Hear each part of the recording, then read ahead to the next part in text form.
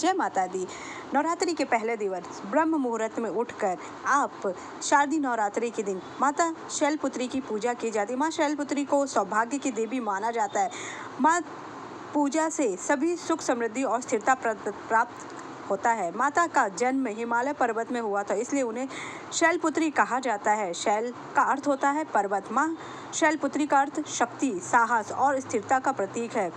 उन्हें वृषारूढ़, उमा और हेमवती नामों से भी जाना जाता है। घट स्थापना के लिए विशेष 2 ही मुहूर्त हैं। पहला मुहूर्त 6:27 से 8:16 तक रहेगा, 1 घंटा 48 मिनट का। घट स्थापना का दूसरा मुहूर्त 12:07 से 12:55 तक रहेगा।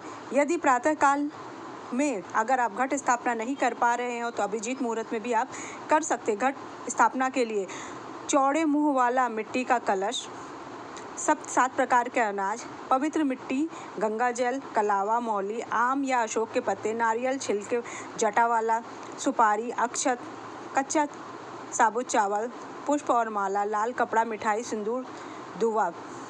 सबसे पहले सुबह उठकर स्नान करें। पूजा स्थल पर गंगा जल छिड़ककर शुद्ध करें। चौकी पर लाल कपड़ा बिछाएं और माँ दुर्गा की प्रतिमा या चित्र स्थापित करें। कलश में जल भरें, उसमें सप्त धान्य डालें और ऊपर आम के पत्ते और नारियल रखें। कलश स्थापना करते समय संकल्प लें और माँ दुर्गा को आमंत्रित करें। माँ दुर्गा को लाल वस्त्र, लाल फूल, पुष्पों की माला चढ़ाएं। दीप और धूप जलाएं। गोबर के उपले से आज्ञारी करें और घी, लौंग, बताशे, कपूर की आहुति थी। नवरात्रि कथा और आरती करें। प्रसाद के रूप में फल और मिठाई अर्पित करें। ध्यान रखें, माँ को भोग सात्विक चीज़ों का लगाएं। माँ शैलपुत्री को गाय के दूध से और घी से बनी चीज़ों का भोग लगाया जाता है। दूध से बनी बर्फी या खीर का भोग भी आप लगा सकते हैं। सप्तशती का भी पाठ कर सकते हैं। पुत्री से कथा।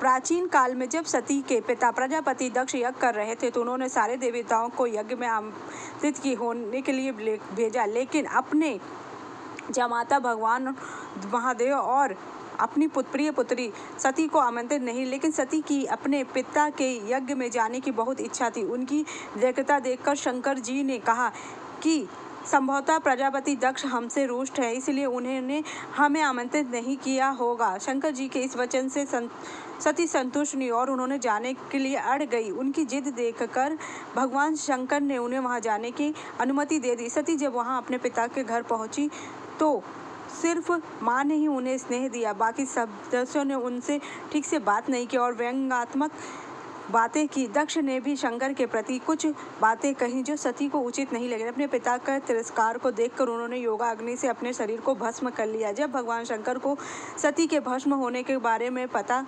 चला तो वे क्रोधित हो गए और उन्होंने दक्ष के यज्ञ का विध्वंस कर। यही सती अगले जन्म में शैलपुत्री हिमालय राज्य की पुत्री के रूप में प्रकट हुई और शैलपुत्री का विवाह भी भगवान शंकर से हुआ और वह फिर उनकी पत्नी बनी, क्योंकि उन्होंने बहुत कठोर तपस्या की थी। आज हिमालय की पुत्री होने के कारण माता की पूजा और भोग में सफ़ेद चीज़ों का ज़्यादा प्रयोग होता है। माता को सफ़ेद फूल, सफ़ेद वस्त्र ही अर्पित करने चाहिए। इसके साथ ही माता को सफ़ेद मिष्ठान का भी भोग लगाना चाहिए। माता शैलपुत्री की पूजा करने से कुंवारी कन्याओं को सुयोग वर की प्राप्ति होती और घर में धन दान की कमी नहीं होती। माता के इस स्वरूप को जीवन में स्थिरता और दृढ़ता का प्रतीक माना जाता है। पत्थर को सदैव अडिग ही माना जाता है। माँ शैलपुत्री का मंत्र। या देवी सर्वभूतेषु शैलपुत्री नमस्तुते, नमस्तस्यै नमस्तस्यै नमस्तस्यै नमो नमः।